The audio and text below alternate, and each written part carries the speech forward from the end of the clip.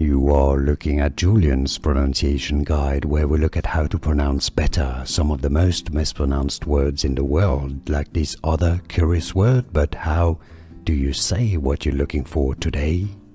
We are looking at how to pronounce this word, and we'll be looking at how to say more confusing vocabulary as well in English. Stay tuned.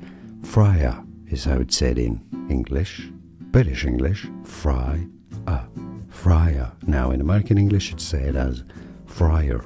And now you know. More videos for you here to learn more. See you there. Thanks for watching.